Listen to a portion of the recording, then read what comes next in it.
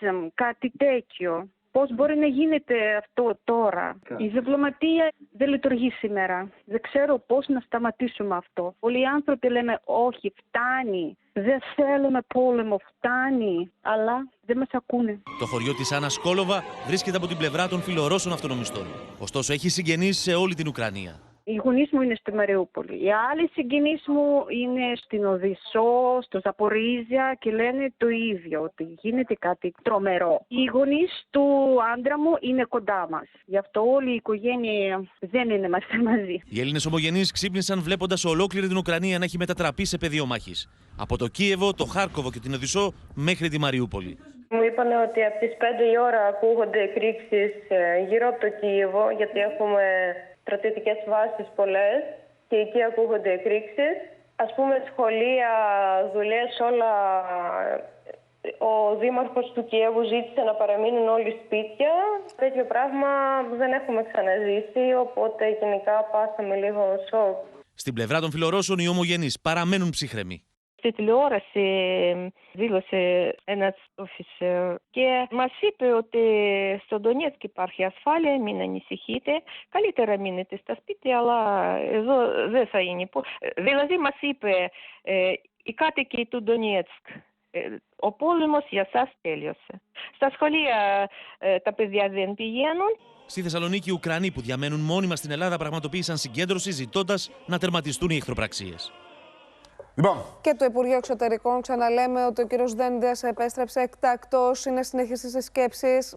Όποιος έχει κάποιον δικό του εκεί να γνωρίζει ότι στην ιστοσελίδα μπορείτε να βρείτε πληροφορίες, πού να επικοινωνήσει κάποιος δικό σας, τι να κάνει. Στο Twitter επίσης έχουν ανεβάσει διάφορες οδηγίες και σε κάθε περίπτωση αυτό που μας λένε είναι ότι είναι σε ύψιστο συναγερμό. Σωστά. Λοιπόν, πάμε σε μια ανάσα. Μην ξεχνάτε ότι σήμερα Παρασκευή, και να το πούμε γιατί κληρώνει σήμερα, παιδιά, σωστά, στο τέλος της εκπομπής. Ναι. Βάλτε χρώμα στη ζωή σας με τις νέες οικιακές συσκευές Morris Retro Series. Το ναι. όνομα Morris αποτελεί συνώνυμο της ποιότητας και έχει καθιερωθεί ως ένα από τα κορυφαία ονόματα στην αγορά. Η εταιρεία Μυρίδης Αβίδης ΑΕ είναι ο αποκλειστικός αντιπρόσωπος και διανομέας των προϊόντων Morris για τις αγορές της Ελλάδος, της Κύπρου αλλά και των Βαλκανίων. Πλέον η σειρά προϊόντων Morris συμπεριλαμβάνει ένα πλήρες εύρος οικιακών ηλεκτρικών συσκευών, μικροσυσκευών αλλά και συσκευών ψήξης και θέρμανσης. Διεκδικείται δίπορτο ψυγείο, φούρνο μικροκυμάτων, βραστήρα, φρυγανιέρα, καφετιέρα εσπρέσο και καφετιέρα φίλτρου. Με μήνυμα στο 14999 μπορούν να γίνουν. Λέμε ότι ακούγονται εκρήξεις στο Κίεβο, έχουμε δει και τα πλάνα. Υπάρχουν πληροφορίες από τα ουκρανικά μέσα που κάνουν λόγο για κατάρριψη ενός πυράβλου εν τέλει, που λένε ότι έπεσε. Ενός ρωσικού βαλιστικού πυράβλου, έναν από αυτούς που πλήττουν το Κίεβο τις τελευταίες ώρες και κατά τη διάρκεια της νύχτας. Δεύτερη μέρα του πολέμου στην Ουκρανία. Παρακολουθούμε λεπτό προς λεπτό τις εξελίξεις αλλά και την αντίδραση της Δύσης, των ΗΠΑ, της Ευρώπης και την αγωνία για τις τεράστιες οικονομικές συνέπειες. Η Βάλα Κουτουλού είναι στη σύνταξη από το εξωτερικό δελτίο, η συνάδελφός μας, να δούμε τι έχει συλλέξει σε επίπεδο πληροφοριών της τελευταίας στιγμής. Έλα, Βάλα, καλημέρα. Καλημέρα. Έχουμε λοιπόν αυτές τις πληροφορίες για την έκρηξη σε συγκρότημα κατοικιών στο κέντρο του Κιέβου. Αρχικά υπήρχαν οι πληροφορίες ότι πρόκειται για κατάρριψη αεροσκάφους. Τώρα διαβάζουμε ότι πρόκειται πιθανόν για βαλιστικούς πυράβλους. Όλα αυτά συνέβησαν στην περιοχή Νταρνίτσι, είναι στο κέντρο του Κιέβου. Σύμφωνα με τον δήμαρχο του Κιέβου, τον Βιτάλ Κλίτσκο, τουλάχιστον 3 άνθρωποι έχουν τραυματιστεί, ένας εκ των οποίων είναι σε κρίσιμη κατάσταση ως αποτέλεσμα αυτής της επίθεσης. Είπε επίσης ότι το κτίριο είναι αυτή τη στιγμή τυλιγμένο στις φλόγες και υπάρχει ο κίνδυνος κατάρρευσής του. Αυτές είναι οι τελευταίες πληροφορίες από tweet που έχει ανεβάσει ο δήμαρχος του Κιέβου, ο Βιτάλ Κλίτσκο. Και να επαναλάβουμε ότι μιλάμε για 3 τραυματίες, ένας εκ των οποίων σε κρίσιμη κατάσταση. Βλέπουμε και τα πλάνα εμείς, Βάνα, τα οποία έχουν καταγράψει οι Ουκρανοί πολίτες που έχουν παραμείνει στην πρωτεύουσα. Και και είδαν και αυτή η νύχτα να μετατρέπεται σε μια νύχτα κόλασης. Δεν έχουν σταματήσει καθόλου οι επιθέσεις της Ρωσίας. Από νωρίς τα ξημερώματα είχαμε ισχυρές εκρήξεις στο κέντρο του Κιέβου. Να θυμίσουμε ότι από χθες το βράδυ, 10 η ώρα τοπική, είχαμε και αυστηρή απαγόρευση κυκλοφορίας, προκειμένου να προστατευτούν οι πολίτες, οι άμαχοι, από τις αεροπορικές επιδρομές. Αλλά φαίνεται ότι υπάρχουν άμαχοι οι οποίοι αυτή τη στιγμή έχουν τραυματιστεί και τουλάχιστον ένας εκ των οποίων κρίσιμα. Συνεπώς, δεν μιλάμε για το ενδεχόμενο ο πύραυλος, το οποίο λένε οι Ουκρανοί να κατέριψαν, να κατέληξε στην πολυκατοικία, γι' αυτό μιλάμε, ή μιλάμε για το ενδεχόμενο ένας άλλος πύραυλος να έπληξε την πολυκατοικία? Είναι συγκεκριμένες οι υπάρχει και το σενάριο θραύσματα του πυράβλου από το χτύπημα, να χτύπησε την πολυκατοικία και να έπιασε φωτιά. Αυτό είναι ακόμη υποδιερεύνηση και, και οτιδήποτε νεότερο έχουμε θα επανέλθουμε φυσικά. Βέβαια, θα ερχόμαστε σε σένα συνεχώς, διότι ξαναλέμε ότι δεν έχουν σταματήσει οι Ρώσοι τις επιθέσεις τους καθόλου. Αυτό μας έλεγε νωρίτερα και η Λίδα Καλόγλου, που όλο το βράδυ εδώ στο Open με έκτακτα δελτία μετέδιδε τις πληροφορίες τις τελευταίες. Πληροφορίες για συγκρούσεις σε άλλες περιοχές έχουμε, Βάνα? Ή το Κίεβο είναι στο επίκεντρο αυτή την ώρα? Σίγουρα το Κίεβο είναι στο στόχαστρο αυτή την ώρα. Εξακολουθούν να υπάρχουν βομβαρδισμοί από στην ανατολική πλευρά της Ουκρανίας, στη γραμμή επαφής, από τις περιοχές του Ντονιέτσκ και του Λουγκάνσκ, όπως είδαμε όλο χθες το 24ωρο. Αλλά κυρίως τώρα είναι οι μάχες που διεξάγονται στο Κίεβο, έξω από το Κίεβο, 15 με 20 χιλιόμετρα έξω από το Κίεβο. Να θυμίσουμε ότι είχαμε και την κατάληψη του Διεθνούς Αεροδρομίου χθες Αντόνοφ από τις ρωσικές δυνάμεις. Αυτό είναι γύρω στα 20 χιλιόμετρα από το Κίεβο, Ναι, περίπου τόσο. Και επίσης είχαμε και έθεσαν υπό τον έλεγχό τους οι ρωσικές δυνάμεις και να θυμίσουμε το πρώην πυρηνικό εργοστάσιο Τσερνόμπιλ. Και μάλιστα οι Αμερικανοί, μας έλεγε ο Μιχάλης νωρίτερα, λένε ότι έχουν κρατήσει αιχμαλώτους τους εργαζομένους που ήταν εκεί. Ναι, υπάρχει μια ιδιότυπη κατάσταση ομηρίας αυτή τη στιγμή σε εξέλιξη. Καταγράφουν πολλά στρατιωτικά οχήματα και να βρίσκονται στην περιοχή, δορυφορικές εικόνες, αλλά δεν γνωρίζουμε κάτι περισσότερο έως τώρα. Σίγουρα θα μας πει περισσότερο. Αυτά στο βορρά, στο νότο ή στην Ανατολή, στο Χάρκοβο, στην Μαριτούπολη, έχουμε αντίστοιχες εικόνες? Γιατί ο χάρτης που έχει διαμορφωθεί από την επέλαση των ρωσικών δυνάμεων είναι πολύ χαρακτηριστικός στα σημεία που έχουν καταλάβει οι ρωσικές δυνάμεις από χθες το πρωί στις 5 και λίγα λεπτά που ξεκίνησε αυτή η επίθεση. Το προηγούμενο χάρτη, παιδιά, μπορούμε να δούμε, που δείξαμε με το Κίεβο, το Κίεβο, το Χάρκοβο, την Μαριτούπολη, το αεροδρόμιο. Βλέπουμε από τα βόρεια πώς ρωσικές δυνάμεις και από την Λευκορωσία μπήκανε προς την μεριά του Κιέβου. Από τον βορρά πάντα. Βλέπουμε πώς από την Ανατολή εξακολουθούν να χτυπάνε με ρήψεις πυροβολικού ρωσικές δυνάμεις. Αυτό ακριβώς, στο Χάρκοβο. Και από την Κριμαία υπήρξε είσοδος στρατευμάτων στην Οδυσσό κοντά. Από τα τρία σημεία δηλαδή, νότο, βορρά και ανατολή. Υπήρχαν κάποιες πληροφορίες αρχικά για αλεξιπτωτιστές που είχαν πέσει στην Οδυσσό, αλλά αυτό δεν διαψεύστηκε αμέσως. Δεν υπήρχε καμία τέτοια κίνηση από τη μεριά των Ρώσων. Υπήρξε είσοδος στρατιωτών από την Κριμαία. Πάντως και ο χάρτης που δείξαμε με το Κίεβο είναι ενδεικτικός, που δείχνει σε πόσα σημεία έχουν βάλει οι ρωσικές δυνάμεις στα στρατεύματά τους και πόσο πολύ κοντά βρίσκονται στην καρδιά της Ουκρανικής πρωτεύουσας. Μας λες ότι είναι στα 15 χιλιόμετρα περίπου επιθέσεις αυτές. 15 χιλιόμετρα, ναι. Και επίσης να σας πω ότι ο τελευταίος απολογισμός, τουλάχιστον από τη μεριά των Ουκρανών, μιλάει τουλάχιστον για 130 νεκρούς, μεταξύ των οποίων στρατιώτες και άμαχοι. Αλλά και πάλι αυτός ο αριθμός είναι υπό αναθεώρηση και επειδή ακριβώς έχουμε στην κυριολεξία πόλεμο, πολεμικές συγκρούσεις, αυτός ο αριθμός σίγουρα θα ανέβει. Ναι. 137 για 137 μίλησε ο ίδιος ο Ζελένσκι εχθές. Τώρα ακούγεται, λέγεται, μεταδίδεται από τα διεθνή πρακτορία, θα το δεις σε λίγο και εσύ, Ιβάνα μου, ότι ακούγονται σιρήνες πολέμου στην Οδυσσό.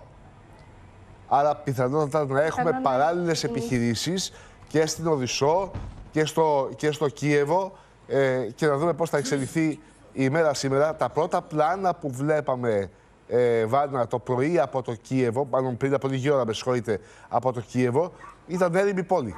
Η Ουκρανική πρωτεύουσα έχει μετατραπεί σε μια έρημη πόλη. Έρημη πόλη. Ναι, να θυμίσουμε ότι είχαμε απαγόρευση της κυκλοφορίας. Είχαμε τουλάχιστον 4 σταθμούς του μετρό στην πρωτεύουσα, οι οποίοι μετατράπηκαν σε καταφύγια για όσους θέλαν να καταφύγουν εκεί και να γλιτώσουν από τους βομβαρδισμούς.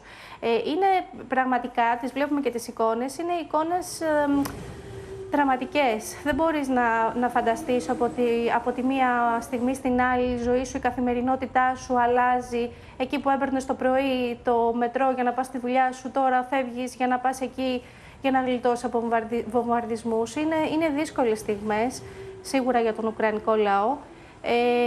Και δύσκολες στιγμές επίσης και για τον Ουκρανό πρόεδρο, ο οποίος με ένα δραματικό διάγγελμα χθες το βράδυ είπε ότι στόχος του Μόσχας είναι να τον ανατρέψει, ότι κινδυνεύει αυτός, κινδυνεύει η οικογένειά του και απίφθινε βέβαια έκκληση για ακόμη μια φορά στη Δύση να δώσει χείρα βοηθείας. Τώρα βέβαια πώς μπορεί να βοηθήσει. Το πλάνο του κυρίου Ζελένσκι είναι το τελευταίο πλάνο που έχουμε δει στο διάγγελμα που περιγράφεις εσύ, Ιβάνα.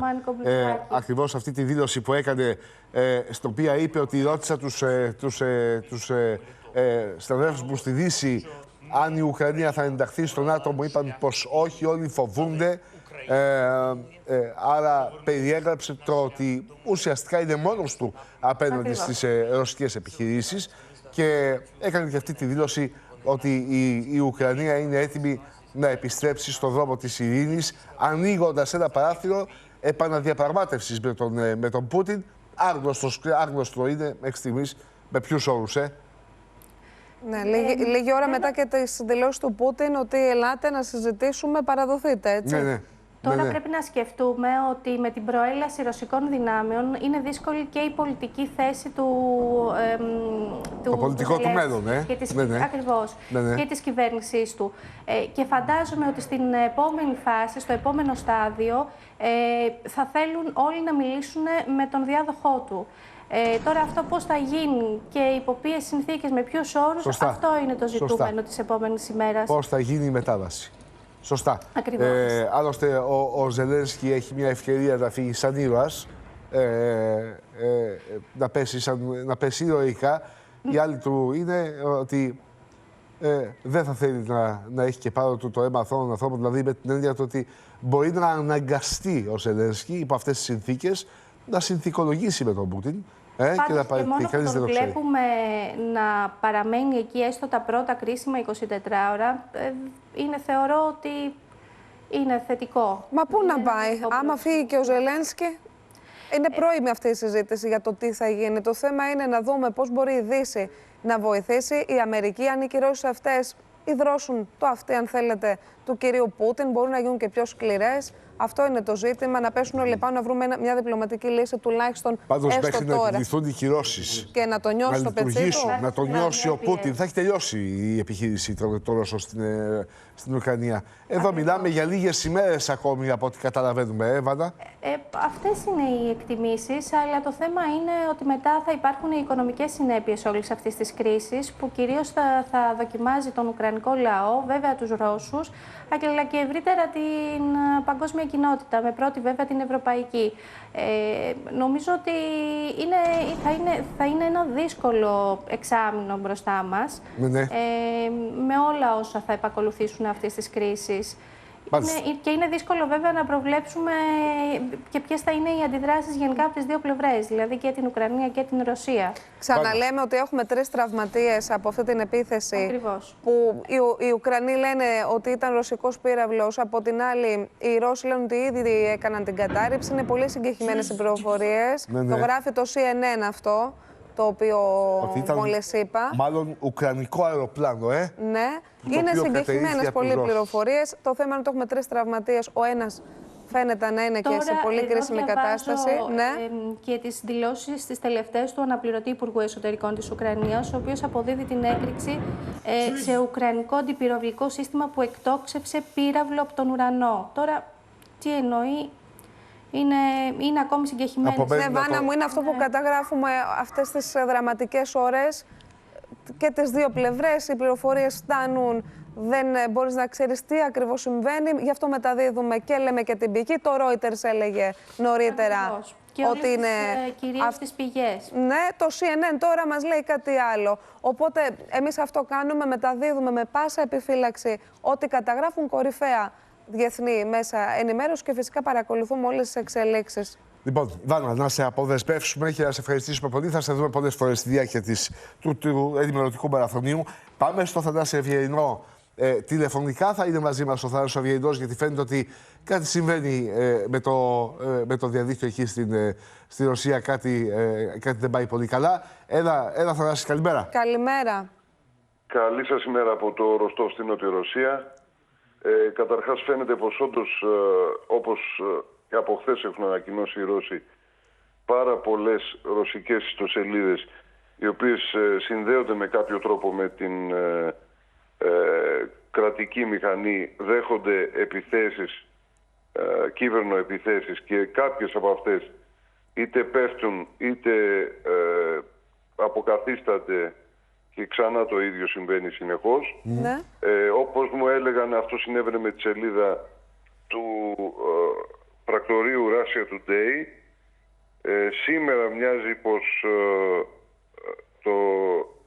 και το ίδιο το πρακτορείο δέχεται επιθέσεις, αλλά και η επίσημη ιστοσελίδα του Κρεμλίνου δεν ανοίγει. Έτσι τουλάχιστον γράφουν, γιατί έχω και εγώ προβλήματα με το ίντερνετ εδώ. Ναι. Αλλά μπορεί να είναι και τυχαία, πάντως σίγουρα υπάρχει θέμα με τις ιστοσελίδες. Συζήτησα προηγουμένως αυτή την ιστορία με τον υποτιθέμενο βαλιστικό πύραυλο στο Κίεβο. Έχω δει πολλούς Ρώσους και Ουκρανούς blogger και δημοσιογράφους, οι οποίοι διαψεύδουν φυσικά ότι ήταν βαλιστικός πύραυλος. Η κυρίαρχη εκτίμηση σε όσους έχουν μελετήσει τα πλάνα είναι ότι ήταν ένα μη επανδρωμένο αεροσκάφος, το οποίο κατερρίφθη και εξαιτίας του ότι έπεσε σε κτίριο υπήρξε αυτή η πυρκαγιά, η ανάφλεξη. Μέχρι στιγμής... Μη επανδρωμένο ουκρανικό αεροσκάφος? Δεν γνωρίζουμε, μπορεί να ήταν και ρωσικό. Μάλιστα. Δεν υπάρχει μέχρι στιγμής πάντως... Άρα δεν έχουμε σαφή εικόνα ακόμη, Ναι.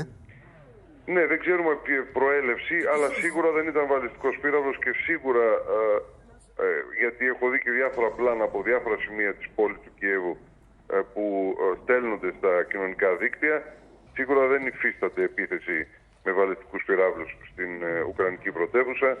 Άλλωστε δεν ξέρω και από άποψη τακτικής αν αυτό θα είχε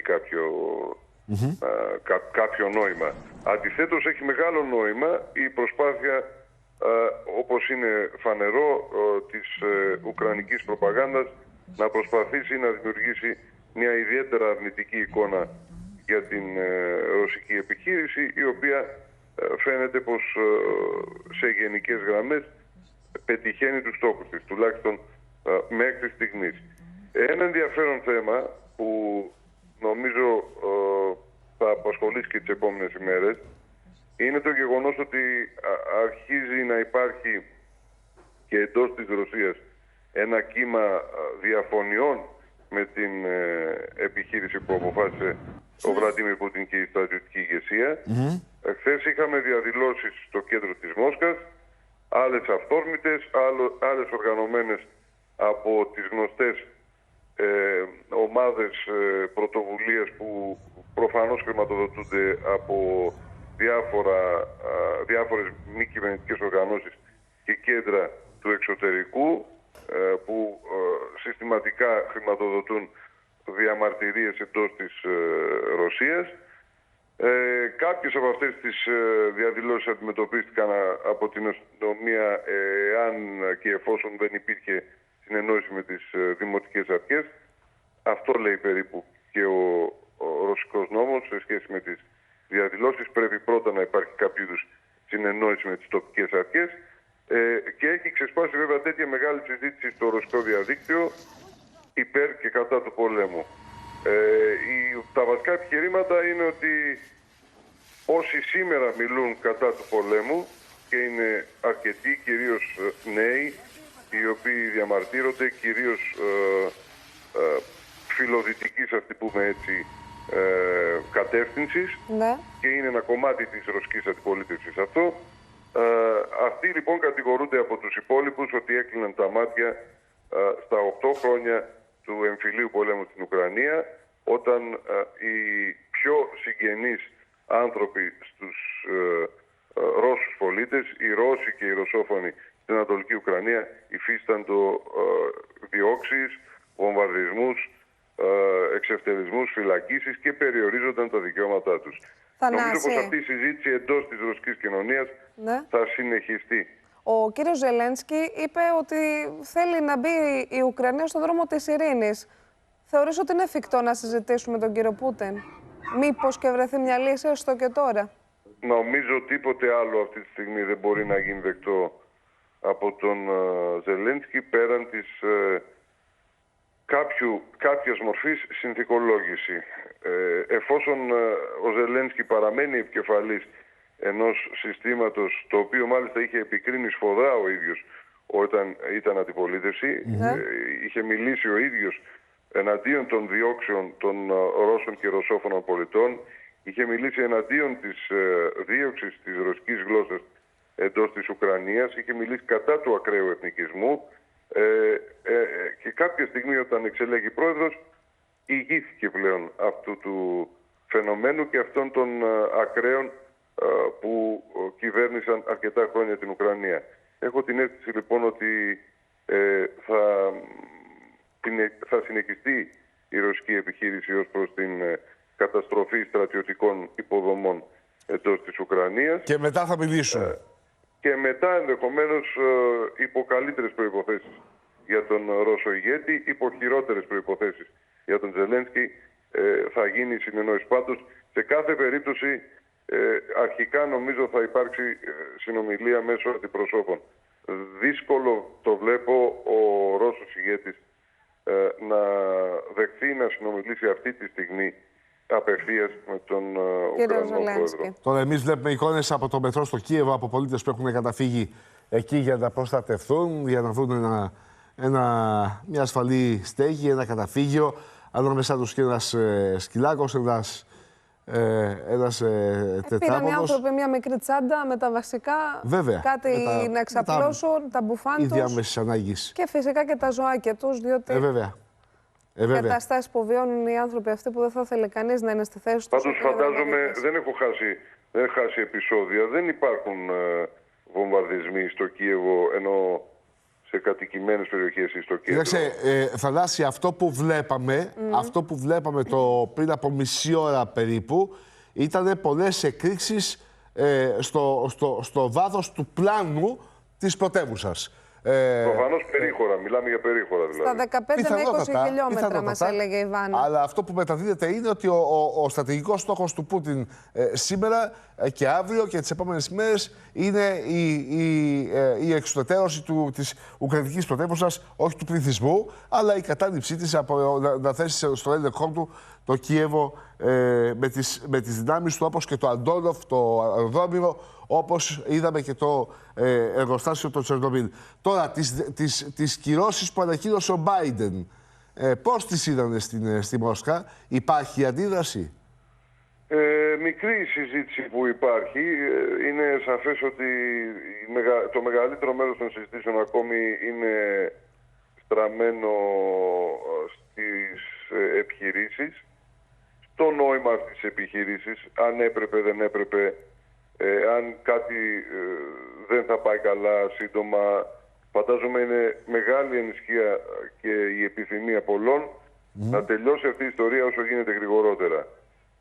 Πάντως δεν βλέπω να κάμπτεται η κυρίαρχη γραμμή στην Ρωσία ότι έπρεπε να ξεπερδέψει η χώρα δηλαδή με αυτό το ακραία εθνικιστικό, νεοναζιστικό, όπως το περιγράφουν πλέον επισήμως, γιατί είναι πολλά τα νεοναζιστικά χαρακτηριστικά του, και κυρίως αυτό που με τίποτα δεν μπορεί να χωνέψει η Ρωσία είναι το γεγονός ότι αποκαθίστανται ως ήρωες της Ουκρανίας οι συνεργάτες των Γερμανών Ναζί. Είναι φανερό ότι μεγάλο μέρος των συζητήσεων γίνεται κυρίως γύρω από αυτή την ιστορία, ότι οι εθνικιστές νομιμοποίησαν και επανέφεραν τα σύμβολα, τις οργανώσεις και προσπαθούν να ξαναγράψουν την ιστορία για την οποία χύθηκε το αίμα πολλών εκατομμυρίων στη μάχη με τον γερμανικό ναζισμό. Αυτό είναι σίγουρα μια κατεύθυνση της πολιτικής της Ρωσίας που θα κυριαρχήσει τις επόμενες ημέρες.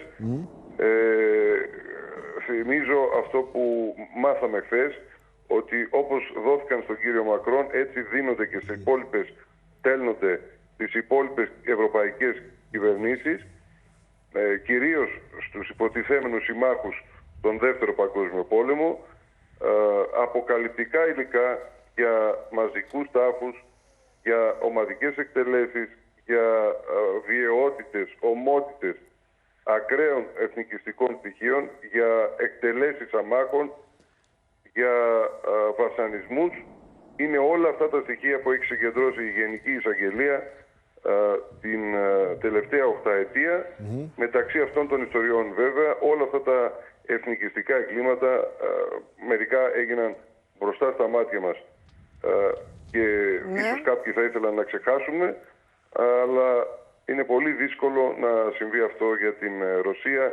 Είναι πολύ κοντά σε αυτούς τους ανθρώπους που υπέστησαν αυτές τις διώξεις και θυμίζω, γιατί είναι μια σκηνή που παίζει και ξαναπέζει στα ρωσικά κρατικά δίκτυα όλες τις τελευταίες ημέρες, η πυρπόληση 40 και πλέον ανθρώπων μέσα στο μέγαρο των συνδικάτων στην Οδυσσό. Νομίζω ότι εκτός της στρατιωτικής επιχείρησης βρίσκεται σε εξέλιξη στην Ουκρανία και μια παράλληλη επιχείρηση των μυστικών υπηρεσιών του ρωσικού στρατού για να ανακαλυφθούν και να συλληφθούν όσο περισσότεροι γίνεται από αυτούς που έχουν στόχοποιηθεί ως υπεύθυνοι εγκληματίες πολέμου, οι οποίοι πραγματοποίησαν όλες αυτές τις ομότητες το τελευταίο διάστημα. Θανάση, σε ευχαριστώ πολύ. Ανωτελεία, ραντεβού στη συνέχεια. Με την ευχή να αποκατασταθούν και οι επικοινωνίες εκεί, να δούμε και να σε έχουμε κοντά μας και διαφορετικά, πιο ζωντανά.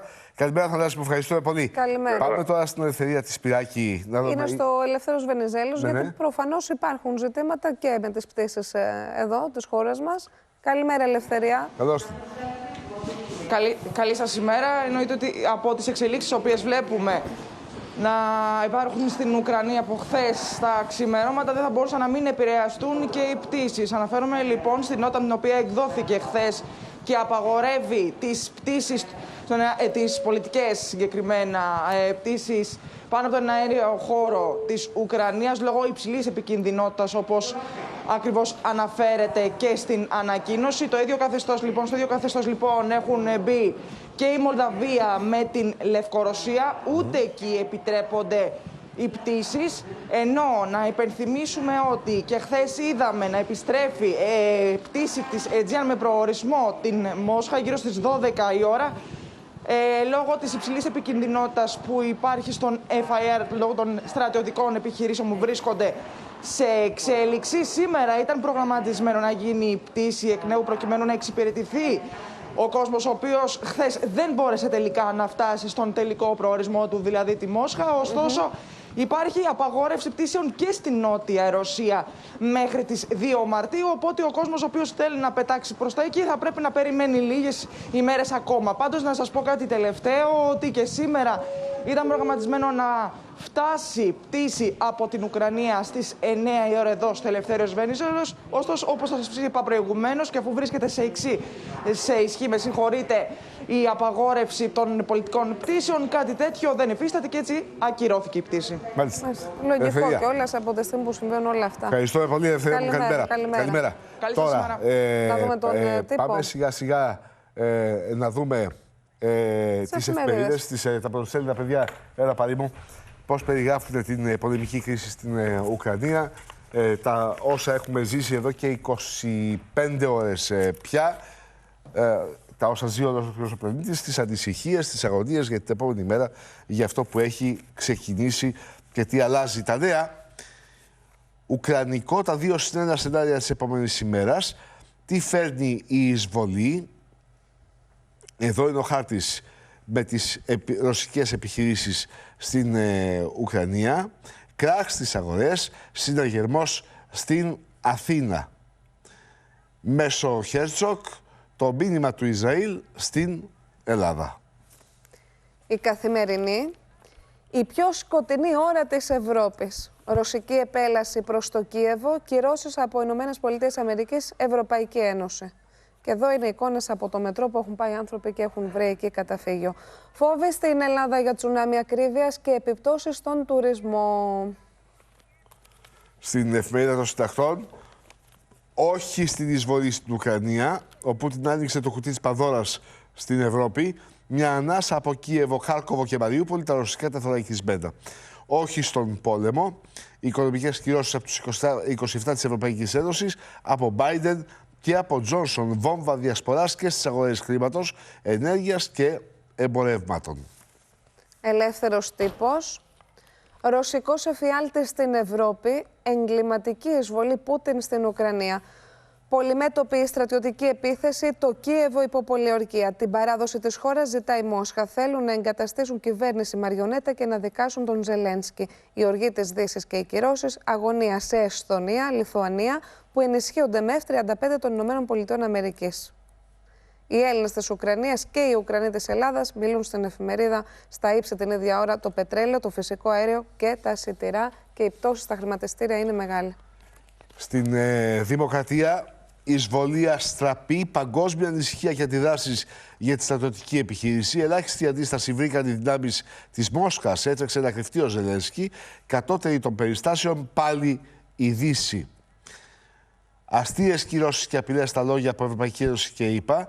Συναγερμός, η Τουρκία οργανώνει κομβόι μεταναστών με προορισμό τον Ευρώ.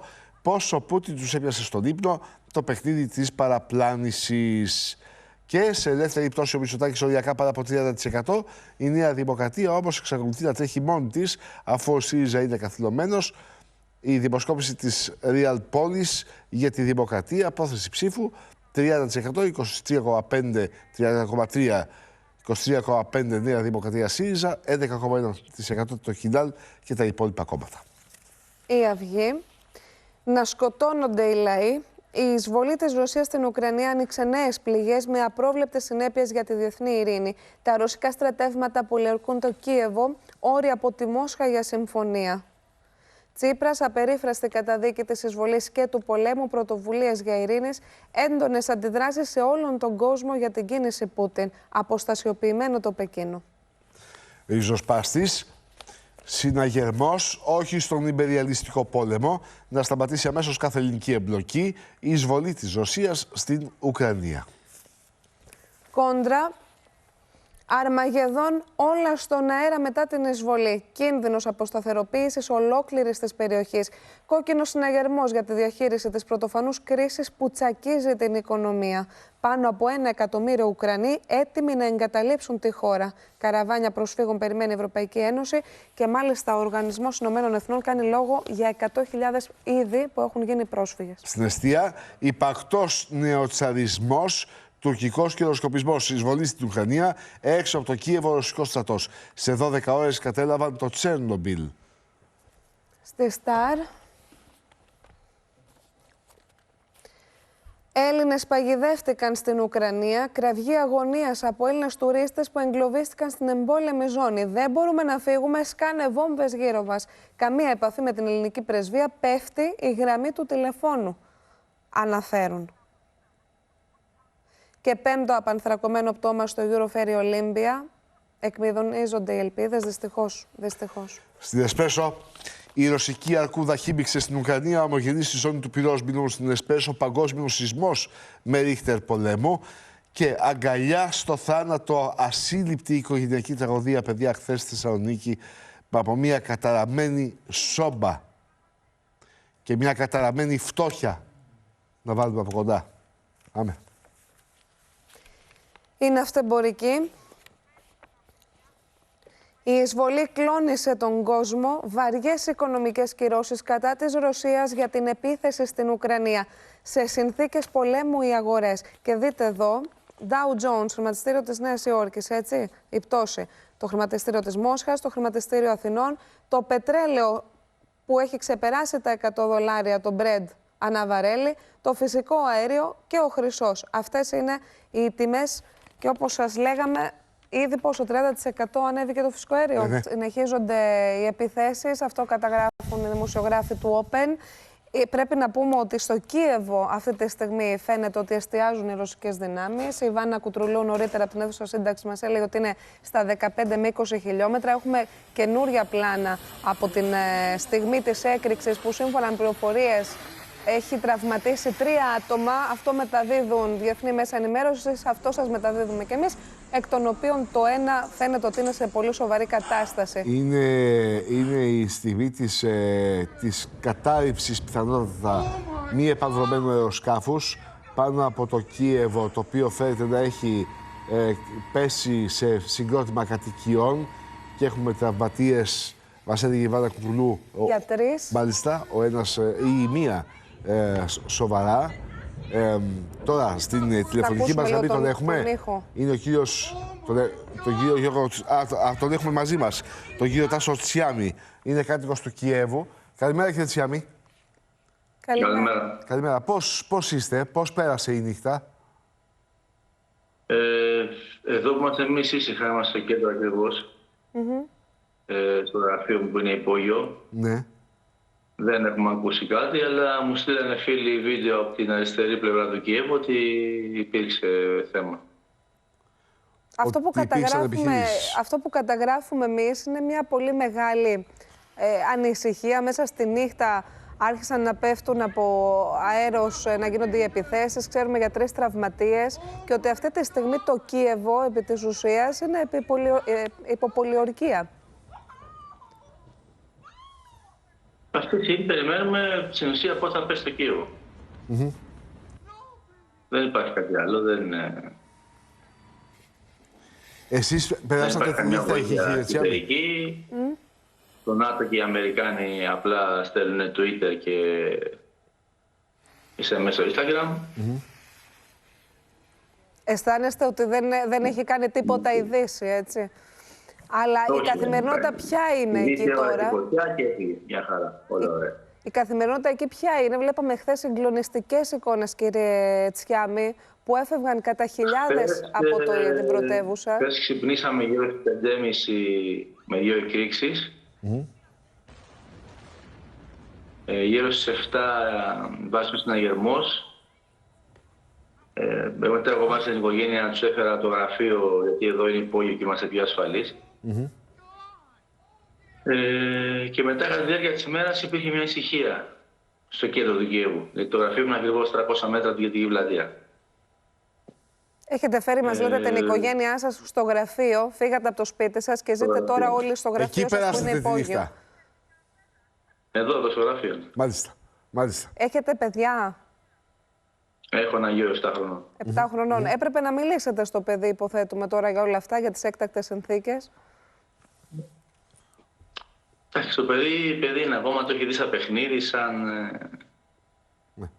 Δεν καταλαβαίνει ακόμα ευτυχώς. Ναι, βέβαια, δεν το συνειδητοποιεί σε ολόκληρο το μέγεθος του. Τώρα, τη νύχτα είχε επιβληθεί απαγόρευση κυκλοφορίας. Ναι, από τις 10 ως 7. Μάλιστα. Άρα σε λίγη ώρα θα επανέλθει η ζωή στο Κίεβο, σε λειτουργία η Ουκρανική πρωτεύουσα. Αλλά βέβαια τι λειτουργία θα είναι αυτή, Θα δούμε σε λίγο που θα βγούμε έξω. Καλά, εδώ στο κέντρο δεν νομίζω ότι θα υπάρχει κανείς. Δηλαδή όλοι θα είναι στα σπίτια τους τώρα κρυμμένοι και... Κύριε και Τσιάννη. χθες ακόμα που δεν υπήρχε, ακόμα δεν ξέραμε τι γίνεται, στο κέντρο ήταν σχεδόν άδειο. Δηλαδή ήταν πολύ λίγος ο κόσμος που κυκλοφορούσε, πολύ λίγα αυτοκίνητα. Πιο πολύ έβλεπε στάντ με κάμερες και δημοσιογράφους από τα ξένα πρακτορία.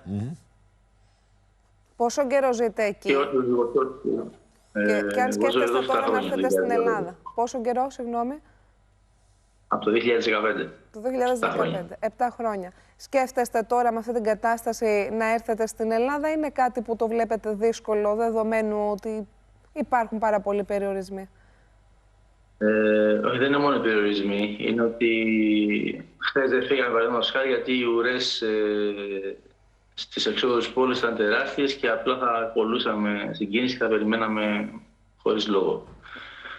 Στα σύνορα, από ό,τι μαθαίνω, επίσης γίνεται χαμός.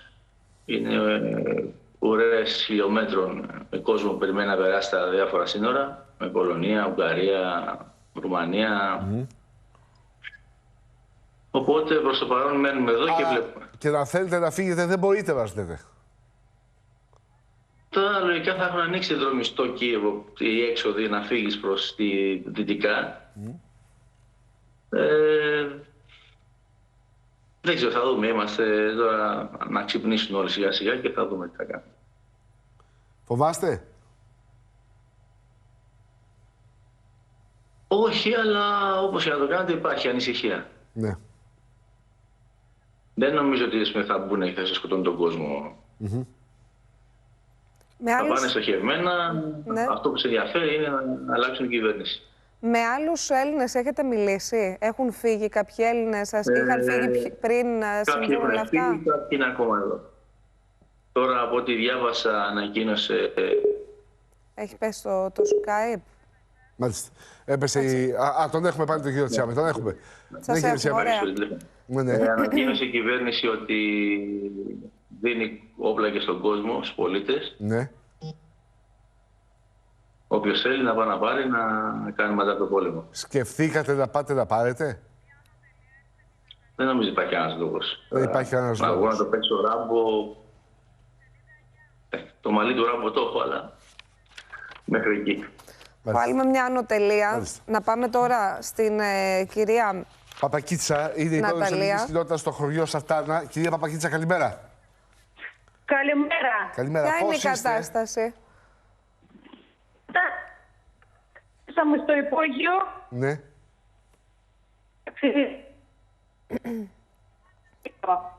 Δεν έχουμε καλή σύνδεση, δυστυχώς. Δεν έχουμε καλή σύνδεση, δυστυχώς. Μπορείτε να επαναλάβετε, μήπως έχει αποκατασταθεί?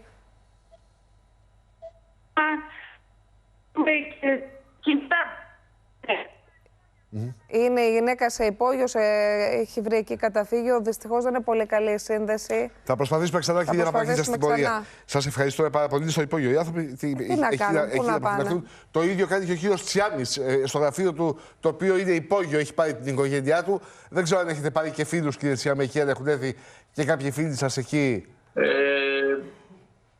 Έγινε εδώ η πεθερά μου. Ο γιος της γυναίκας μου μεγάλωσε τον πρώτο γάμο, ναι. Ένας φίλος του και η αδερφή του πεθερού με την κόρη της. Τρόφιμα έχετε, εφόδια έχετε? Ναι, δεν είχαμε χθες στο σούπερ μάρκετ, προς το παρόν είμαστε εντάξει. Σε τι χώρο είστε τόσα άτομα, σε τι χώρο? Είναι μεγάλο το γραφείο, είναι γύρω στα 250 τετραγωνικά. Μάλιστα. Οπότε... Είναι 5-6 δωμάτια, οπότε είμαστε... Είστε εντάξει. Να είστε... Από θέμα χώρου είμαστε οκ, είμαστε άνετα, ναι. Ναι, ναι. Να είστε ασφαλείς. Και ευχόμαστε να τελειώσει γρήγορα αυτή η περιπέτεια. Μακάρι. Ευχαριστούμε πολύ. Συγγενείς έχετε στην Ελλάδα? Ναι, οι γονείς μου στην Ελλάδα. Μάλιστα. Μιλήσατε μαζί τους? Ναι, από χθες μιλάμε. Τι σας είπαν? Σας είπαν να φύγετε, να έρθετε εδώ? Εντάξει. Έλα, τι θα μου λέγανε. Σωστά. Βέβαια, έχουν ανησυχήσει οι άνθρωποι. Σωστά. Αλλά το έλα είναι μια κουβέντα, είναι τόσο απλό. Δεν είναι απλό. Βέβαια. Έχετε στήσει τη ζωή σας εκεί. Καλημέρα, κύριε Τσιάμπη. Όχι, δεν είναι μόνο αυτό. Είναι και θέμα μετακίνησης, το ότι όλα είναι πλέον. Δεν είναι εύκολο. Είναι αυτό που μας λέγατε, και να έχουν ανοίξει κεντρικοί δρόμοι του Κιέβου αυτή τη στιγμή. Στα σύνορα θα συναντήσετε ουρές χιλιόμετρων από αυτά τα οποία βλέπετε. Οπότε πώς να έρθετε εδώ. Θα είναι μεγάλη ταλαιπωρία. Μίλησα με ανθρώπους οι οποίοι είναι στα σύνορα και περιμένουν να περάσουν από χθες. Ο μόνος τρόπος διαφυγής είναι ο οδικός. Δεν υπάρχει άλλος τρόπος αυτή τη στιγμή που μιλάμε. Δεν υπάρχει άλλος τρόπος. Ο αέρος χώρος είναι κλειστό, δεν υπάρχουν πτήσεις, δεν υπάρχει τίποτα. Μάλιστα. Καλημέρα. Ευχαριστούμε πολύ, κύριε Τσιάμη. Καλή σας ημέρα. Πάμε ξανά στη Βάνα, να δούμε. Αίθουσα σύνταξης. Έλα, Βάνα. Λοιπόν, οι νεότερες πληροφορίες λένε ότι είχαμε ακόμη 3 εκρήξεις στο Κίεβο από την ώρα που μιλήσαμε, νοτιοδυτικά της πόλης. Υπάρχει ενημέρωση από το Ουκρανικό Υπουργείο Άμυνας ότι οι ένοπλες δυνάμεις έχουν προκαλέσει περίπου 800 θύματα, χωρίς όμως να γίνεται διευκρίνηση για το αν πρόκειται για αριθμό νεκρών ή τραυματιών μεταξύ των ρωσικών δυνάμεων. Αυτό δεν μπορούμε δηλαδή να το επαληθεύσουμε. Αυτή είναι μόνο η ανακοίνωση από το Υπουργείο Άμυνας, ότι έχουν προκληθεί 800 θύματα μεταξύ των ρωσικών δυνάμεων από αυτό που γνωρίζουμε. Να επαναλάβουμε ότι σύμφωνα με τις δηλώσεις του Δημάρχου του Κιέβου, η έκρηξη αυτή στο κτηριακό συγκρότημα προκλήθηκε από θραύσματα μετά από χτύπημα της αεράμινας της Ουκρανικής εναντίον αντικειμένου πυράβλου προφανώς που ερχόταν προς το κτηριακό συγκρότημα. Από το χτύπημα λοιπόν της Ουκρανικής αεράμινας φαίνεται ότι... Βάνα, μια ανωτελεία, θα έρθουμε σε σένα. Έχουμε μαζί μας τηλεφωνικά την κυρία Ναταλία Παπακίτσα, πρόεδρος της ελληνικής κοινότητας Σαρτανά. Τώρα μπορούμε να σας ακούσουμε. Είστε σε καταφύγιο. Λοιπόν, εκεί καθόλου δεν λειτουργούν τα κινητά μας. Δεν λειτουργούν τα κινητά. Έχουμε κόψει δεν μπορώ, δεν έχει ίντερνετ. Και το καταλαβαίνουμε αυτό τώρα από αποσπασματικές λέξεις που πιάνουμε. Μας λέτε ότι δεν έχει ρεύμα, δεν έχετε καλή επικοινωνία. Είστε κάπου που έχετε πάει για να προφυλαχθείτε. Είμαστε στο υπόγειο. Κυρία Παπακίτσα, γίνονται επιθέσεις? Από 6 ώρα το πρωί πάλι ξεκίνησαν να βράδυ. Μάλιστα. Πόσοι έχετε μαζευτεί εκεί στο υπόγειο? 15 άτομα είμαστε. Είναι και παιδιά. Είναι και παιδιά. Και από τις 6 το πρωί πάλι ξεκίνησαν αυτές οι επιθέσεις. Εφόδια έχετε μαζί σας? Πώς θα μην έχουμε φόβο. Έχουμε τα παιδιά μας εδώ μαζί μας και έχουμε πιο πολύ φόβο για τα παιδιά μας. Βέβαια. Κρυώνουν, γίνει κρύο. Κρύο. Έχει υγρασία και ξέρετε πώς είναι στο υπόγειο τώρα. Ναι. Χωρίς φως, χωρίς βέστα και να βαράνε από πάνω. Τι σκέφτεστε να κάνετε τώρα? Θα μείνετε εκεί μέχρι να μπορέσετε να έρθετε στην Ελλάδα? Θα δούμε. Προς το παρόν δεν ξέρω πώς θα πάμε στα σύνορα. Γίνεται χαμός με τα αυτοκίνητα που φύγανε από εδώ. Όσοι μπορούσαν να φτάσουν μέχρι τα σύνορα. Δεν ξέρω τι θα κάνουμε. Μάλλον θα μείνουμε εδώ γιατί και πού να πάμε τώρα. Εσείς έχετε μεγάλη οικογένεια? Εγώ έχω τη μαμά, την μπαμπά, την αδερφή μου με 2 παιδιά, μου, η κόρη μου και ένας φίλος από την Ελλάδα, ο κύριος Γιάννης. Εμείς είναι μαζί μας με την οικογένεια. Όλοι μαζί είμαστε 15 άτομα εδώ. Με τους υπόλοιπους ομογενείς έχετε μιλήσει από αυτή την κοινότητα? Τι σας έχουν πει και εκείνοι στην ίδια κατάσταση βρίσκονται? Θέλουν να φύγουν αλλά δεν μπορούν γιατί επικρατεί αυτό το χάος στα σύνορα? Δεν μπορούν να φύγουν και δεν μπορούμε να προχωρήσουμε και στην πόλη να φύγουμε από εδώ. Και ένα χωριό, ελληνικό χωριό Τσερμαλίκ, ακόμα χειρότερα. Είναι πιο κοντά εκεί, τα συνοχή που βαράνε. Και αυτοί δεν έχουν ρεύμα, δεν έχουν νερό από χτες. Ζητήσατε βοήθεια από το προξενείο? Ο κύριο πρόξενος ξέρει ότι είμαστε εδώ, μιλάμε στο τηλέφωνο όταν μπορούμε. Ναι. Έχει σημειώσει τα ονόματα μας. Αυτά. Πόσα άτομα είναι σε στην κοινότητα Σαρτανά και πόσα στο άλλο χωριό που μας λέτε, που είναι Έλληνες οι οποίοι βρίσκονται σε χειρότερες συνθήκες, χωρίς ρεύμα, χωρίς νερό? Εκεί είναι, για τα παιδιά μπορώ να πω ότι είναι 100 παιδιά που πάνε στο σχολείο, αλλά 50 παιδιά που πάνε στο παιδικό σταθμό. Για τους μεγάλους δεν μπορώ να πω πόσο είναι στο Τσερμαλίκ. Εδώ δεν ξέρω, δεν βλέπω τους ανθρώπους, φύγανε ή όχι, πόσο φύγανε από εδώ. Εδώ έχουμε κόσμο περίπου τώρα 8.000 στο χωριό μας. Μάλιστα. Καλημέρα, κυρία Παπαγίτσα. Ελπίζουμε να πάνε όλα καλά. Είμαστε σε επαφή μαζί σας. Ευχαριστούμε. Κουράγιο. Ευχαριστώ. Για πάμε ξανά στη Βάνα να δούμε τι άλλο συμβαίνει. Έλα, Βάνα μου. Λοιπόν, έχουμε μία ανακοίνωση επίσης από την Ρωσική Ομοσπονδία Υπηρεσιών Αερομεταφορών, η οποία λέει αναγγέλει ουσιαστικά αντίπεινα, αντίμετρα στη Βρετανία για την απαγόρευση των πτήσεων της Aeroflot, λέγοντας ότι επιφυλάσσεται του δικαιώματος να προχωρήσει σε αυτά τα αντίπεινα, ότι η απαγόρευση των πτήσεων του Ρωσικού Εθνικού Αερομεταφορία από το Λονδίνο παραβιάζει τη διμερή συμφωνία για την ασφαλή και αποτελεσματική σύνδεση των εναέριων οδών των δύο κρατών. Από εκεί και πέρα έχουμε νέες δηλώσεις του Άντονι Μπλίνκεν στο μια συνέντευξή του στο ABC, όπου λέει ότι στόχος της Μόσχας είναι να ανατρέψει την Ουκρανική κυβέρνηση και να καταλάβει την Ουκρανία. Υπάρχουν αυτή τη στιγμή δηλώσεις, αναφορές από την Ουκρανική συνοριοφυλακή, η οποία λέει ότι έχουν χτυπηθεί συνοριοφύλακες από πυράβλους στα νοτιοανατολικά στην περιοχή Ζαπορίζια, αν το λέω σωστά.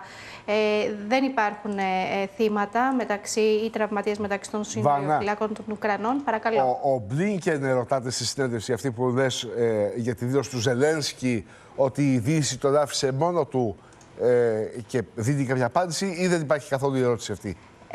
Όσο παρακολούθησα, δεν υπάρχει αυτή η ερώτηση, αλλά όντως θα έχει ενδιαφέρον να δούμε αν ερωτήθηκε και τι μπορεί να απάντησε. Και τι απάντησε, δεν είναι? Ναι, σίγουρα. Να επαναλάβουμε ότι η φωτιά στο κτηριακό συγκρότημα ήταν αποτέλεσμα της Ουκρανικής αεράμινας, η οποία κατάφερε να εμποδίσει αντικείμενο, πύραυλο προφανώς, που ερχόταν για να χτυπήσει το κτηριακό συγκρότημα. Από την ανάφλεξη και τα θράψματα έπιασε φωτιά το κτηριακό συγκρότημα. 3 είναι οι άνθρωποι οι οποίοι είναι τραυματισμένοι. Ένας κρίσιμα. Ήταν δεκάδες οι άνθρωποι οι οποίοι χρειάστηκε να απομακρυνθούν από το κτηριακό συγκρότημα. Τελικά φαίνεται επίσης ότι η φωτιά έχει τεθεί υπό έλεγχο σύμφωνα με την πυροσβεστική υπηρεσία. Ακούστηκαν επιπλέον 3 εκρήξεις στο Κίεβο μετά την ώρα που μιλήσαμε, δηλαδή και μετά την φωτιά που τύλιξε στις φλόγες στο κτηριακό συγκρότημα. Αυτή τη στιγμή τα βλέμματα στρέφονται ακριβώς στο τι θα συμβεί με την Ουκρανική πρωτεύουσα.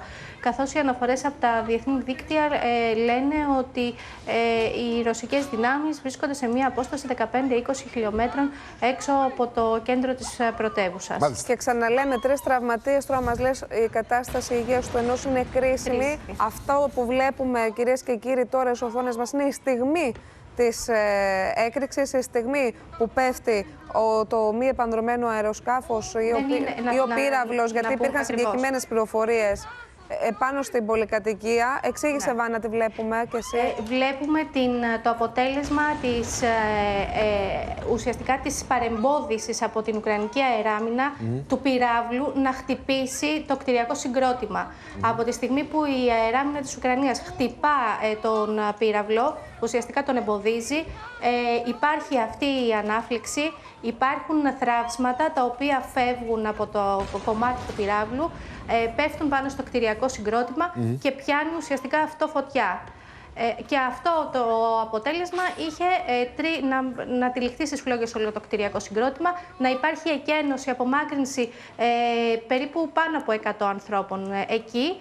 Και τώρα μιλάμε για 3 τραυματίες και έναν σε κρίσιμη κατάσταση. Υπάρχει και μια πληροφορία που διακινείται εδώ και λίγη ώρα ότι πιθανότατα έχουμε επίθεση και στο αεροδρόμιο Αντόνοφ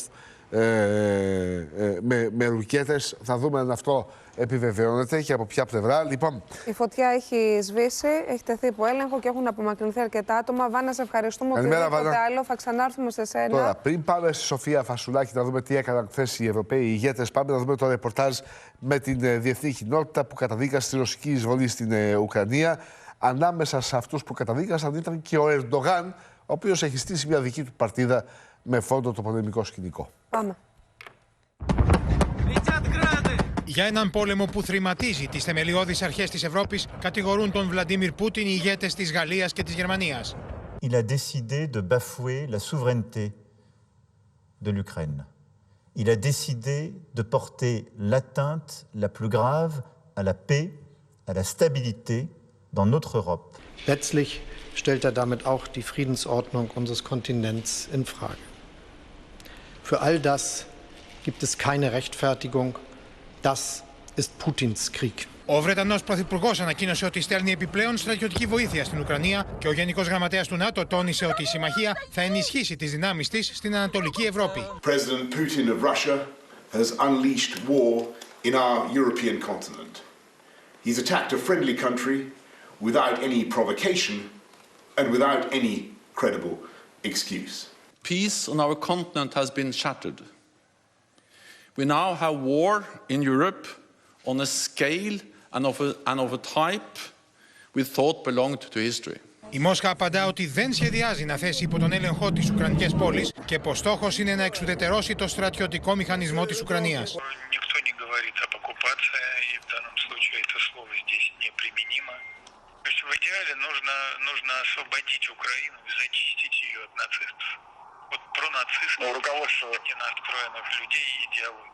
Ο Ουκρανός πρόεδρος Ζελένσκι ανακοίνωσε ότι η χώρα του διακόπτει τις διπλωματικές σχέσεις με τη Ρωσία. Росія підло, самовбивче напала рано вранці на нашу державу. Так само, як це зробила фашистська Німеччина у роки Другої світової війни. Λίγη ώρα μετά την έναρξη της ρωσικής στρατιωτικής επιχείρησης, ο πρόεδρος Μπάιντεν μίλησε στο τηλέφωνο με τον Ουκρανό ομολογό του και δεσμεύτηκε πως οι Ηνωμένες Πολιτείες θα στηρίξουν την Ουκρανία. If that doesn't stop President Putin, we've made very clear, along with all of our allies and partners, that there will be massive consequences going forward, a price that Russia will have to pay for a long, long time. Η Ελλάδα καταδικάζει κατηγορηματικά τη ρωσική επίθεση και ευθυγραμμίζεται με την Ευρωπαϊκή Ένωση και τον ΝΑΤΟ για μια αποφασιστική απάντηση στη Ρωσία. Η Ελλάδα ως θεμελιώδη αρχή σέβεται την εδαφική ακεραιότητα, την κυριαρχία και την ανεξαρτησία όλων των κρατών. Καταδικάζει συνεπώς απερίφραστα ενέργειες που αντιβαίνουν σε αυτές τις αξίες και ως κράτος μέλος της Ευρωπαϊκής Ένωσης και του ΝΑΤΟ συντονίζεται ήδη με τους εταίρους της ώστε η αντίδρασή της να είναι κοινή και ουσιαστική. Έχω ήδη επικοινωνήσει σε αυτή την κατεύθυνση με την πρόεδρο της Ευρωπαϊκής Επιτροπής, την κυρία Ursula von der Leyen.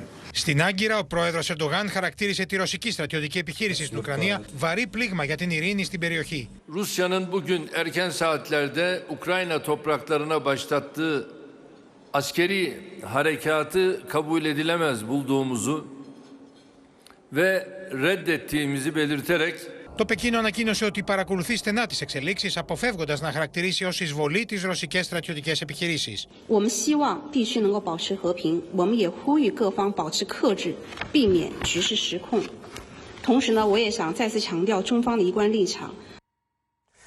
Είναι ένας διπλωματικός πυρετός σε εξέλιξη. Θα πάμε στη Σοφία τη Βασουλάκη να πούμε ότι οι πληροφορίες που διακινούνται για πλήγμα σε αεροδρόμιο, σε ουκρανικό αεροδρόμιο, δεν αφορούν το αεροδρόμιο Αντώνοφ ανοιχτά του Κιέβου. Καλημέρα, Σοφία μου. Καλημέρα. Αλλά του Ρίβνε.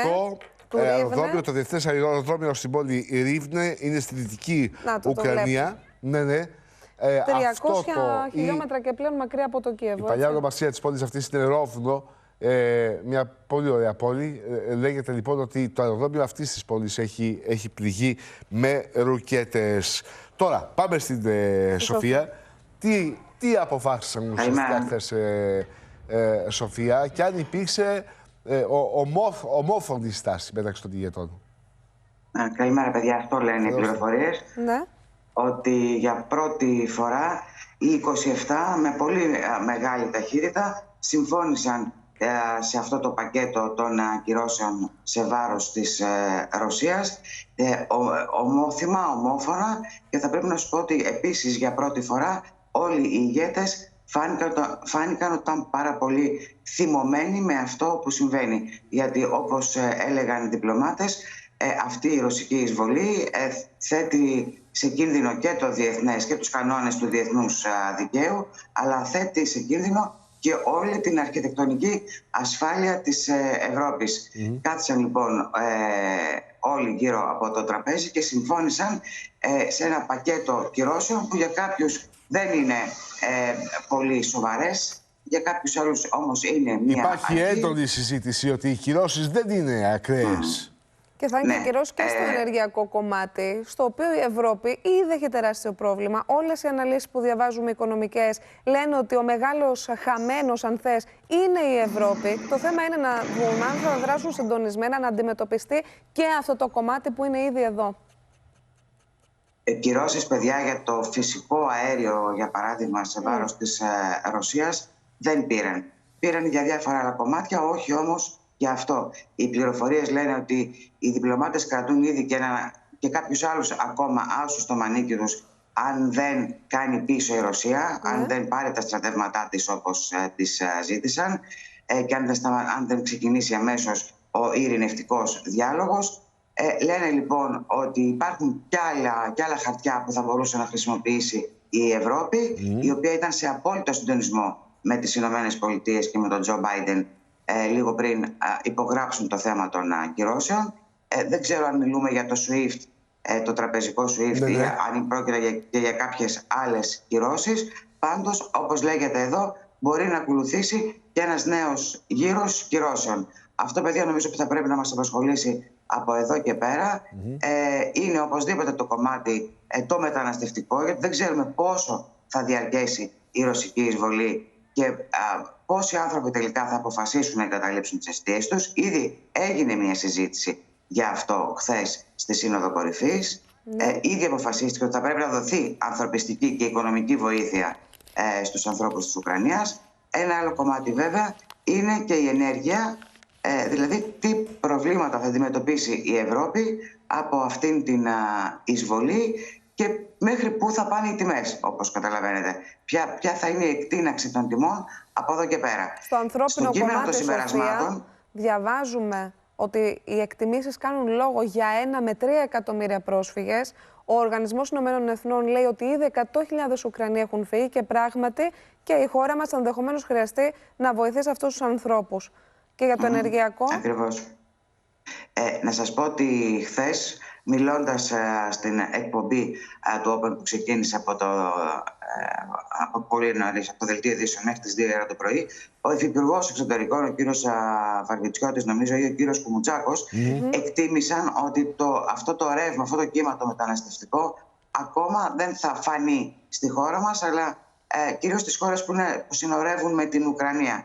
Σε κάθε περίπτωση όμως, καταλαβαίνετε ότι αυτό θα είναι μια συνάρτηση του πόσο θα διαρκέσουν οι εχθροπραξίες στην Ουκρανία.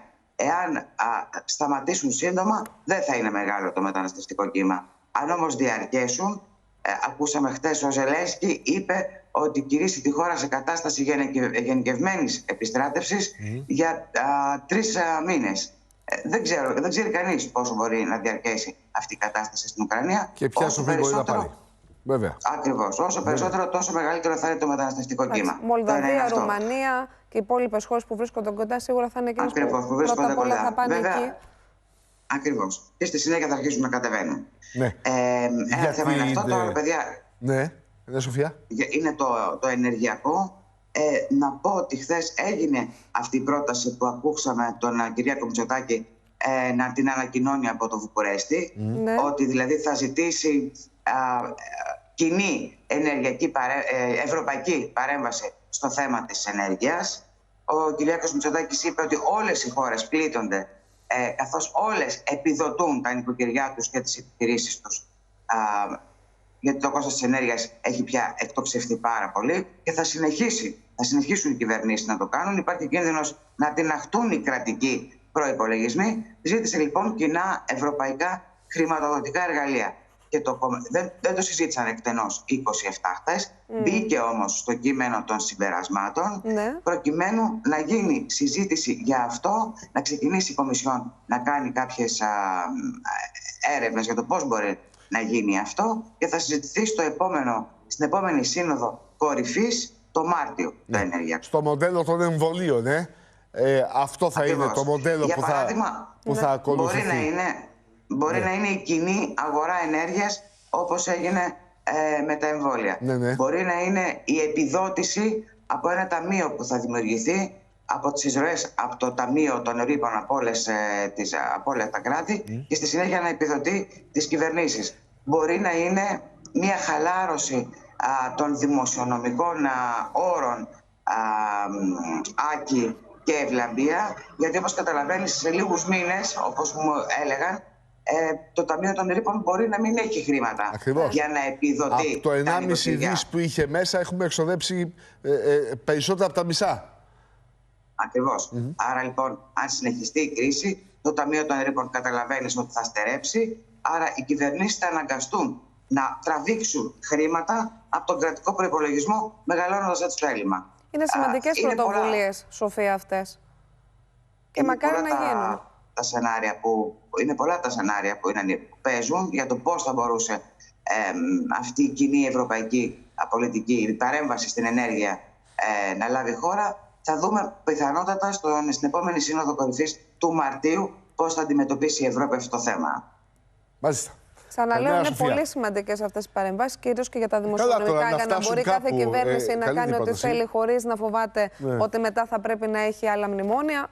Γιατί εδώ φοβάται ότι υπάρχει μια... Αυτό είναι, ναι. Κάθε χώρα έχει το δικό της προϋπολογισμό, τα δικά της έσοδα-έξοδα, τα δικά της ζητήματα. Ναι, και τις δικές της διευκολύνσεις ως προς την ενέργεια. Δεν είμαστε όλες οι χώρες το ίδιο. Φοβάμαι ότι εδώ υπάρχει ένας αστερίσκος. Πρώτα να μετρήσουν τη ζημιά και μετά αποφασίσουν τι ζωή μηχανισμό θα φτιάξουν. Και αυτό έχει και ένα φόβο μέσα του. Η καθυστέρηση αυτή να το συζητήσουμε. Η ακρίβεια είναι εδώ και δεν ξέρουμε πού θα πάει. Ευχαριστούμε πολύ, Σοφία. Καλημέρα. Καλημέρα.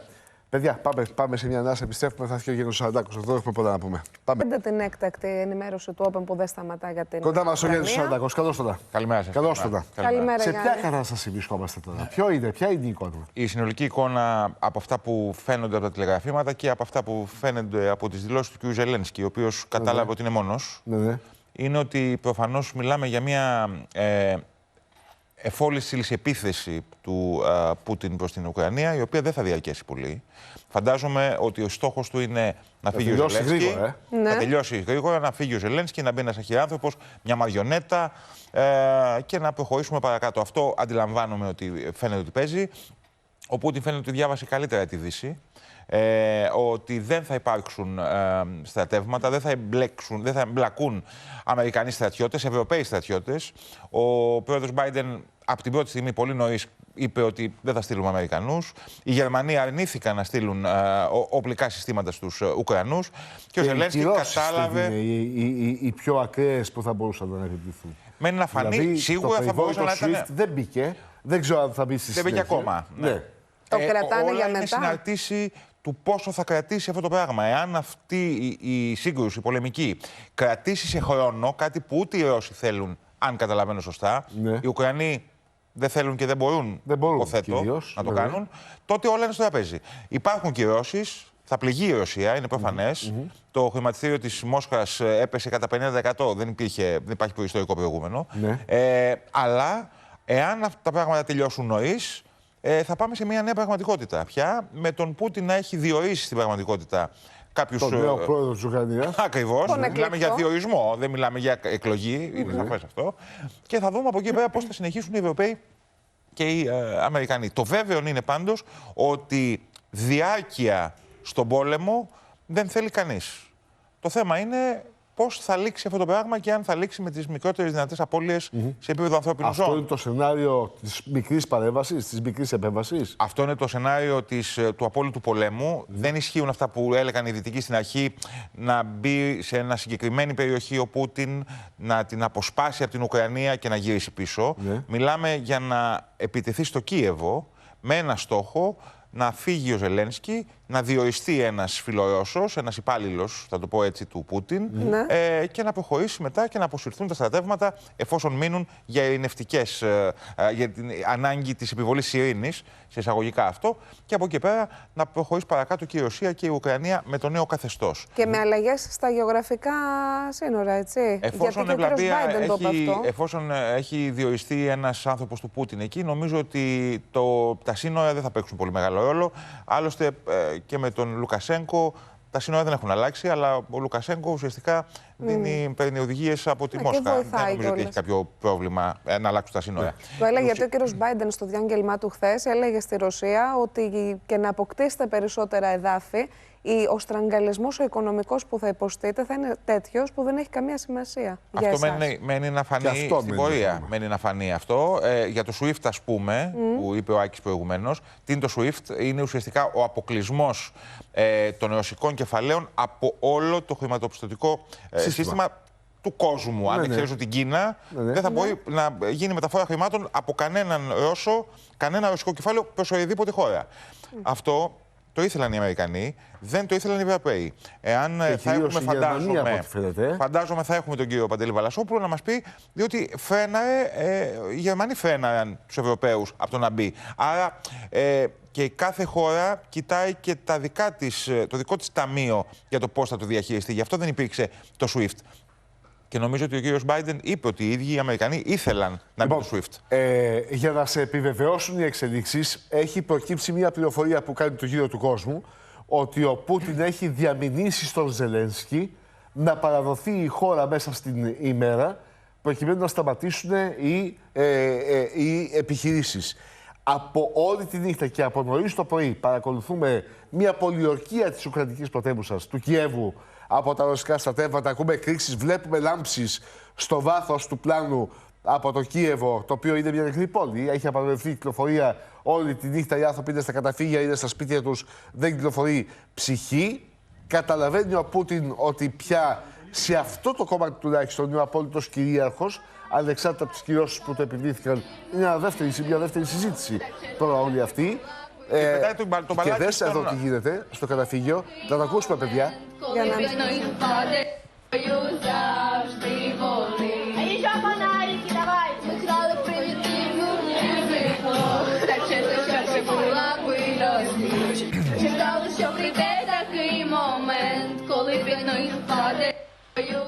Μάλιστα. Για να εμψυχωθούν για όλα αυτά τα οποία περνάνε.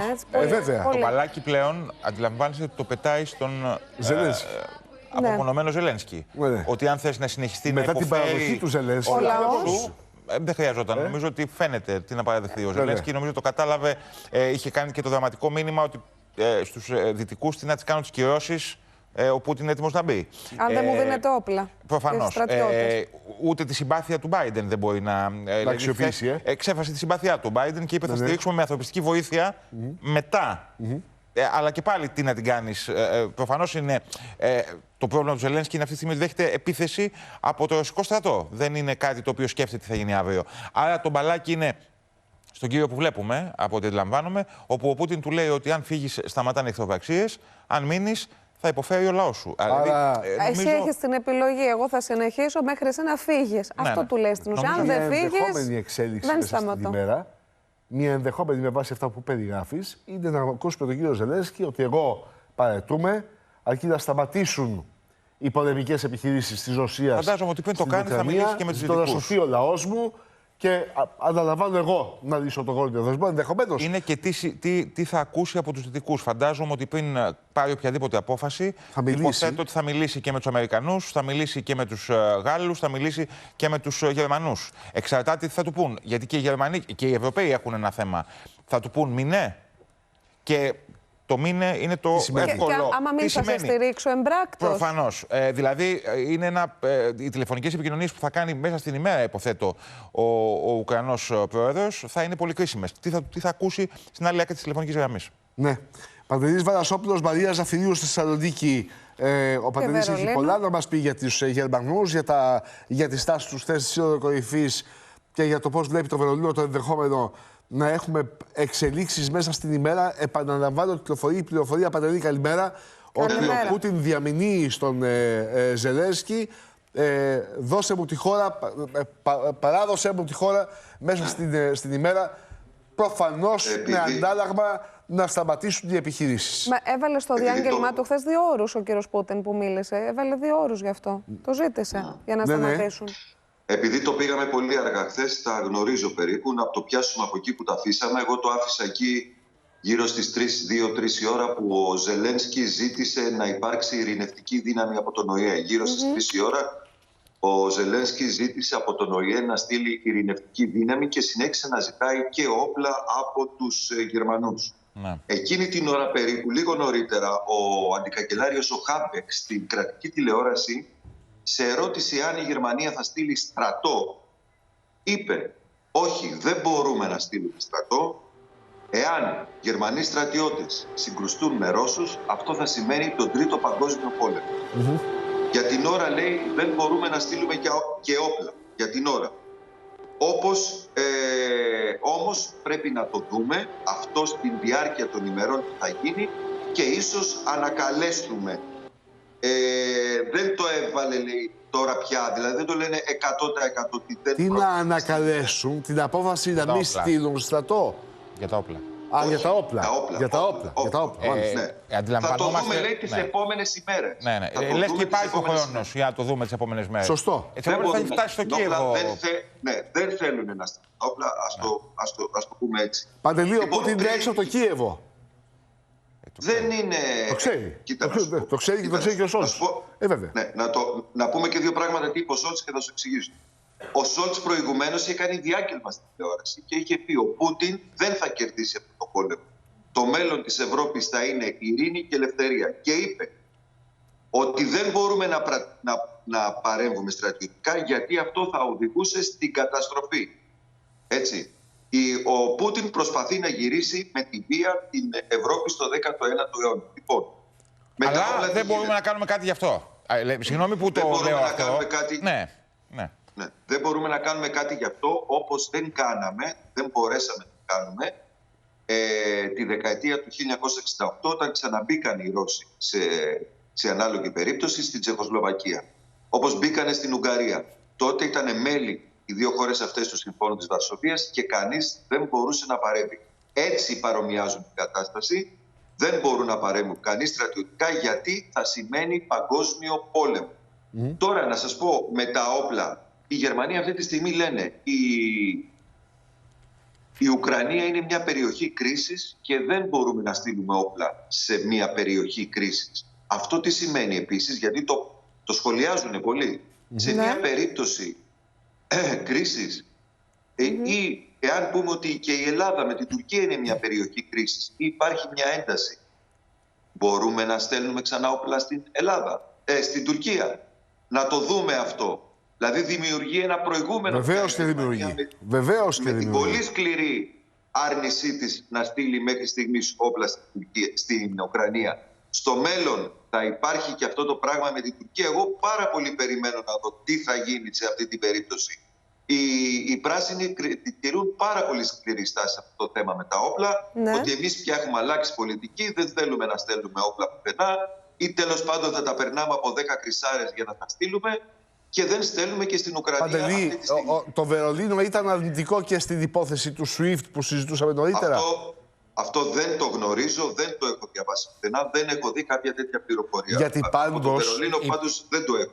Πριν πάμε στο οικονομικό κομμάτι, είναι προφανές ότι οι Δυτικοί έχουν περιορίζονται πια σε μια καταγγελία ρητορική του Πούτιν. Και περιγραφή της κατάστασης. Και θα το δούμε το θέμα. Δηλαδή, είναι ένας πόλεμος που γίνεται μεταξύ των social media πια από την πλευρά των Δυτικών. Που social media τα χρησιμοποιούμε εμείς, καημός δεν είναι, αλλά όταν οι ηγέτες, ο καγκελάριος, ο πρόεδρος της Γαλλίας ασχολούνται με το να καταγγείλουν ρητορικά, αντιλαμβάνεστε, δεν έχει καμία ουσία αυτό το πράγμα. Νομίζω ότι το έχουν αποδεχθεί ότι η Ουκρανία έχει χαθεί. Έτσι.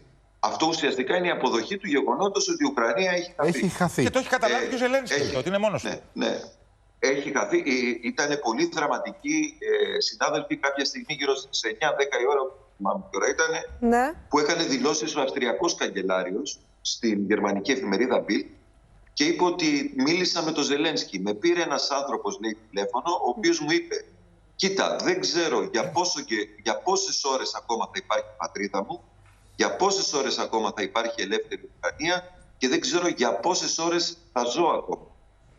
Αυτό ήταν η πιο δραματική έκκληση που έκανε ο Ζελένσκι. Δηλαδή δεν έκανε έκκληση, αλλά με αυτά που είπε ήταν τα πιο δραματικά. Και πραγματικά εντυπωσιασμένος ο Αυστριακός καγκελάριος είπε ότι ήταν μια συγκλονιστική τηλεφωνική συνομιλία που είχε με το Κίεβο.